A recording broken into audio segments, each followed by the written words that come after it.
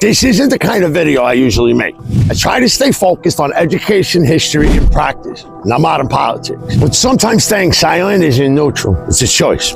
Right now, there's growing talk in American political circles about expanding U.S. control and influence over Greenland. It's being framed as strategy, security, and necessity. But when powerful nations start talking about land and control without centering the people who live there, history tells us where that road leads. As heathens, we come from cultures that were conquered, converted, and erased by larger powers claiming they knew better. That history matters. It means we don't get to shrug when we see the same pattern showing up again, even if they're wrapped in modern language. This video is my editorial on why American Heathens should oppose that mindset, and why we should be especially cautious of leaders who treat land like property and sovereignty like a transaction. This is how the Heathen.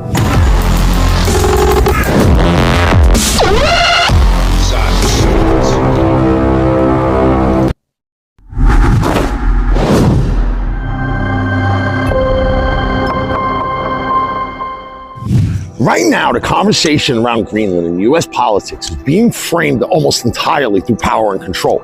You hear words like security, strategy, and national interest. Greenland is talked about as a location, a resource, a chess piece on a global board.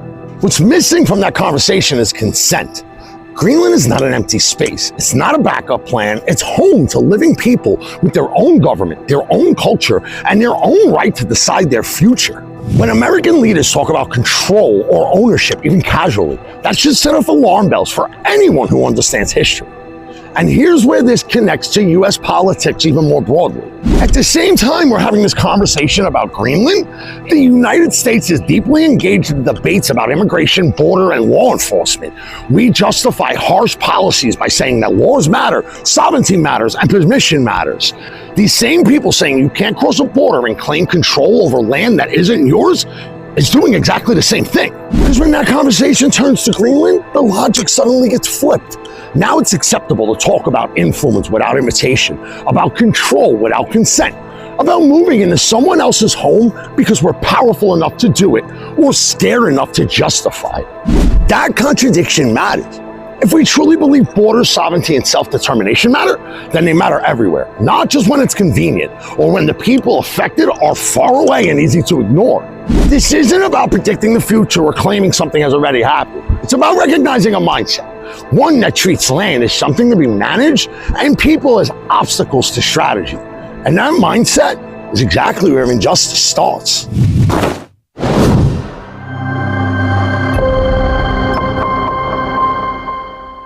In the United States, Greenland is almost always talked about as a thing, not a place. The language is all about strategy, security, and competition. It's described as a valuable location, a resource, or a defensive asset in a global power struggle. When people speak this way, the land becomes abstract, and the people who live there fade into the background. A lot of the justification is coming from fear. You hear warnings about China, Russia, or losing influence. The argument is usually framed as if we don't take control, someone else will. That kind of thinking makes domination sound responsible instead of reckless. It turns aggressive behavior into something that feels necessary, even protective.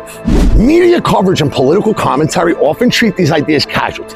Jokes about buying Greenland, offhand remarks about control, and speculative debates about ownership slowly normalize something that should make people uncomfortable.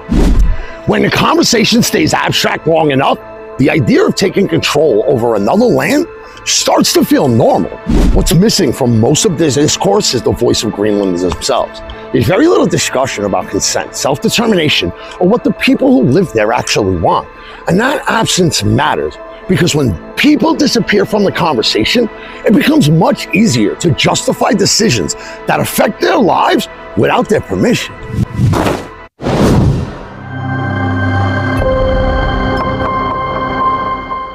Quick add in here, because something needs to be addressed directly. After I had already filmed this video, reports came out about a letter of messages attributed to Trump that was sent to Scandinavian leadership, where Greenland was discussed again in terms of U.S. control. What stood out wasn't just the content, it was the tone. The language came off as petty, emotional, and shockingly unserious, including references to not receiving a Nobel Peace Prize and suggestions that because of that, Previous ideas about peace no longer apply? That fucking matters. When a sitting or former US president frames international relations like a personal grievance, especially something as trivial as not getting an award, it confirms the worst fears many Europeans already have about American rhetoric. This isn't how responsible leadership sounds, and it's exactly why Scandinavian leaders push back so quickly, making it clear that Greenland is not America's decision to make. I needed to include this in the video because it perfectly illustrates the disconnect. What might be brushed off as just Trump being Trump in the US reads as childish, arrogant, and dangerous everywhere else. And with that context, we need to talk about how this looks from the outside.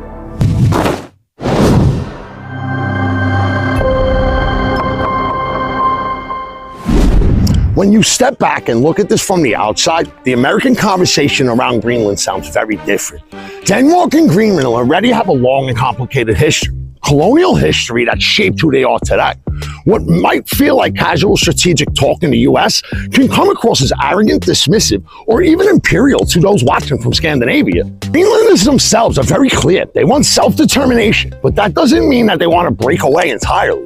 Greenland is still part of the Danish Kingdom, and for good reasons. While in the Danish system, Greenlanders can move to Denmark freely, have the same rights as any Dane, and access excellent services. Education is free, including the University of Copenhagen. Healthcare is free, daycare is free, and families receive monthly or quarterly payments for each child until they turn 18. Paid 6 days, generous paid vacation, 5 weeks a year with at least 3 continuous. Unemployment benefits is 80% of your salary, and paid maternity leave for both parents. It's a system designed to support people, not exploit them. I doubt the US could match that deal. From a heathen perspective, this is easy to understand. The values that guided our ancestors, honor, hospitality, and respect for land and people, are being overlooked when powerful nations talk over smaller ones. No one truly honors a place if they dismiss the people who live there.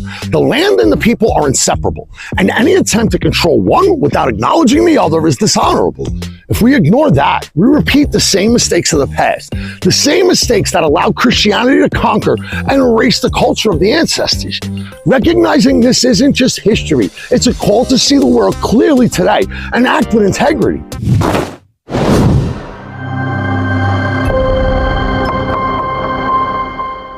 If you want to support the work we're doing on How to Heathen, the best way to do that is through the shop in the book.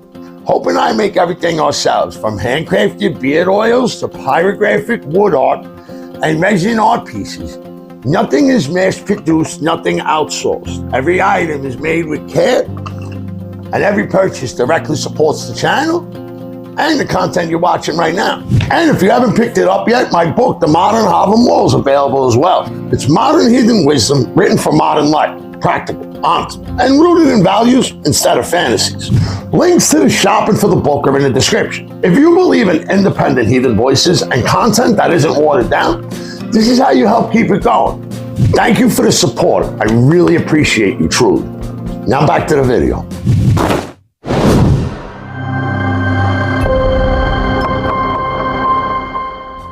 This isn't an abstract issue for us. Christianity didn't just convert our ancestors, it conquered them. Entire communities were forced to change their beliefs, their way of life, and even their cultural tradition. Political domination and cultural erasure were real, violent, and lasting. Heathen traditions survived despite all of that, but the survival came with a cost. Knowledge was lost, sacred places were destroyed, and our ancestors had to navigate a world where their voices were ignored or silenced. That history matters because it shows us what happens when outside powers impose control over people and land. Because of that history, heathens should be especially sensitive to modern attempts at occupation and domination. We understand the consequences. We've lived them before, in our collective past. When powerful nations talk casually about controlling another people's land, it's not just a political debate, it's a warning.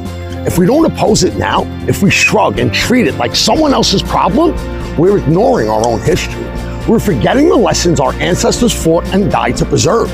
And as heathens, staying silent in the face of that kind of injustice isn't an option.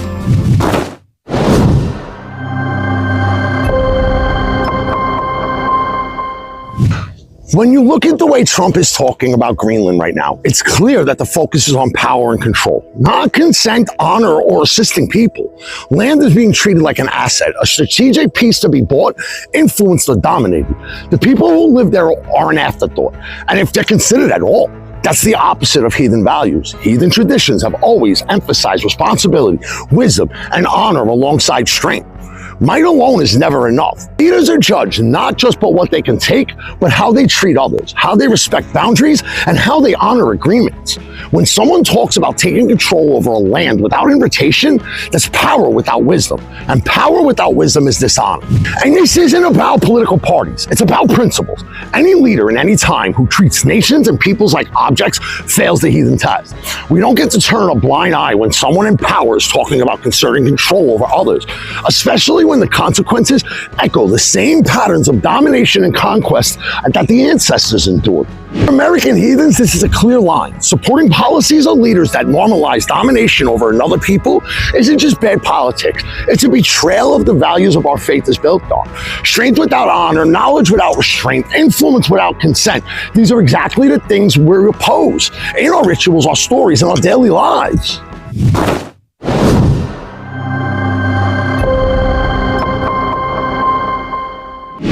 Opposition doesn't have to be loud or performative. It starts with using your voice responsibly. Speaking out means calling injustice what it is, not sugarcoating it, not turning it into a debate over strategy or national interest. It means naming the facts. Greenland is home to real people, and attempts to dominate or control it without their consent are just wrong. It also means rejecting any narrative that makes conquest or influence sound honorable. As heathens, we understand the cost of domination. We know what it looks like when outsiders ignore the voices of those who live on the land.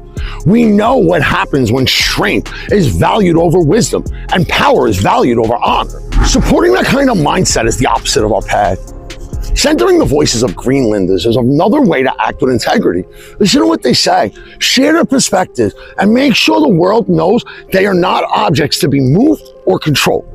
This is how we honor both the land and the people, the core of heathen ethics. Finally, to me, acting as a heathen means holding ourselves accountable, speak, educate, and resist when you see patterns of domination.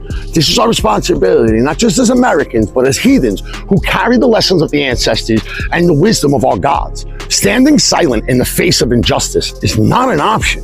So here's the truth. Greenland is not a strategy, it's not a resource, and it's not something to be secured without consent. The people who live there have a right to decide their own future. And as heathens, we know what it means to honor land and the people connected to it. History has shown us the cost of conquest and silence. Christianity didn't just convert, it conquered, it erased its silence. We cannot ignore that history now, not when patterns of domination appear again in modern politics. American heathens have a responsibility. Speak clearly, stand for honor, center the voices of those directly affected. Strength without wisdom is meaningless. Power without respect is dishonor. And silence in the face of injustice is complicity. If you take anything from this video, let it be this. History is watching, the land is watching, and the ancestors are watching. We must act with honor. If this message resonates with you, leave a comment. Let me know your thoughts, your concerns, or your perspective. Share this video with someone you think needs to see it. Hit that like button if you support keeping our voices honest and our values strong. And if you want to go further, check out the links in the description. From the modern Havamal to handcrafted gear, every purchase supports the channel and keeps this community alive. Thank you for watching. And as always, stay engaged, stay aware, and stay true to your path. And most importantly, stay fucking savage.